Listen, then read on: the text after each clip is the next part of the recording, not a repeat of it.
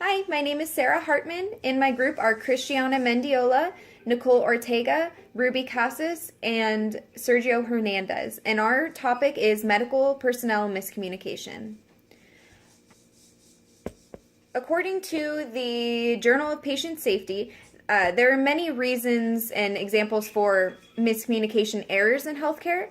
First and foremost, the most common is refusing to report medical errors by the staff. A lot of the time it happens because they are in fear of punishment, of getting fired, or even just having the reputation be harmed by it.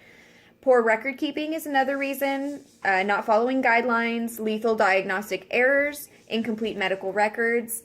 There are three different screening methods in the healthcare system that are supposed to flag a physician if they need to be reviewed, and if it does not flag it for the physician, that can cause miscommunication. Failure to make life-saving diagnoses, communication failure between shift changes or handoffs.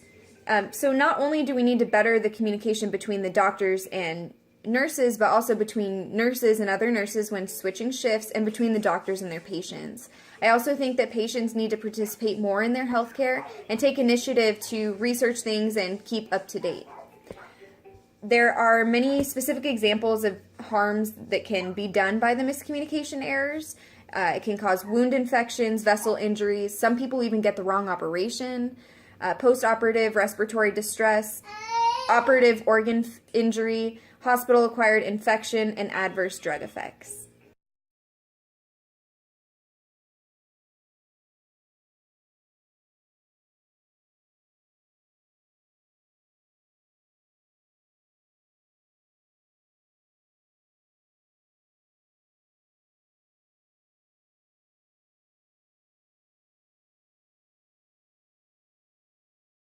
Many life-changing situations can happen when information is not given to those people who need it to help their patients. In a 2016 article, statnews.com gave several examples of this. The first example is when a patient went into the hospital to have surgery. When he came out of the surgery, he was complaining of abdominal pains. He let his nurse know, and his nurse noticed that there was a drop in his red blood cells, but she failed to tell the surgeon. The patient later died of a hemorrhage. Another example is when a diabetic patient was concerned about their health, so they called their doctor to let them know and had questions.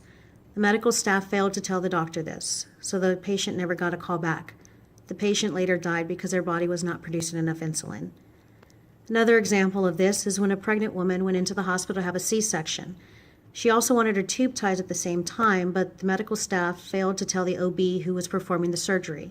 She later became pregnant, and she sued the hospital for malpractice.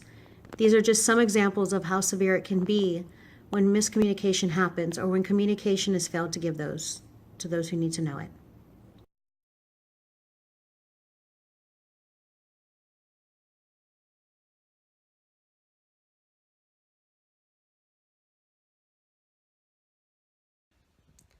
There are many reasons why most and many medical errors don't get reported. According to Robert Peer on the New York Times, only 1 out of every 7 medical event or situation that happens gets reported and noticed.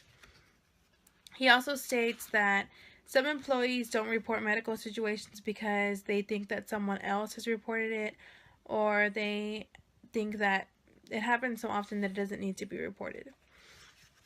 On another side, ProPublica, Marshall Allen states that patients often don't report medical situations because they feel traumatized, or they're disabled and they can't report the situation, or even that they're unaware that they've been a victim. Also in ProPublica, there are many different situations that women state. One of the ladies say that they know many people that have reported medical situations and that they have gone unnoticed. So technically she's saying that reporting a medical error is pointless because the person that's supposed to be held accountable for the situation, there's no consequences for them.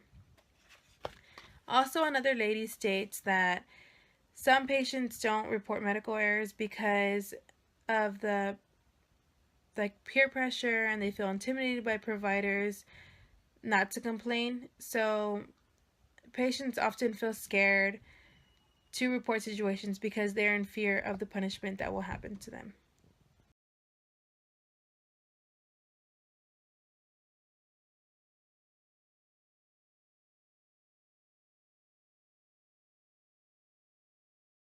Hi, today I'll be going over solutions to improve communication and patient safety, as well as some of the benefits. There is an iPass communication system that began in 2008. This system helps relay vital patient information during changeover to our doctors and nurses. This is also known as hands-off. Since this has began, medical errors have dropped 23% amongst 9 hospitals. You can find this reference to communication failures linked to 1,744 patient deaths in 5 years. Another solution is to have the entire involvement of the clinical staff. It is an exceptional quality system that provides accurate communication. You can find this reference to Joint Commission Center for Transforming Healthcare Release Target Solution Tools for Hands-Off Communication.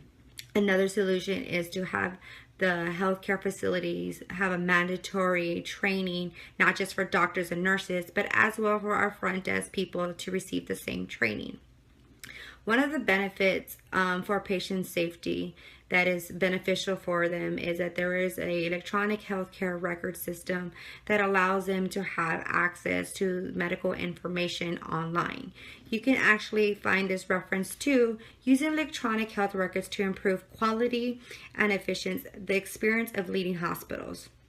Another thing that is beneficial for our patients is when there are shadowers shadowing doctors and nurses during their routine checkups. This helps to identify any communication defects. Another thing that is beneficial to our patients is having group meetings. This provides patient safety, shares medical history and activities during the shift of the patient. Thank you very much.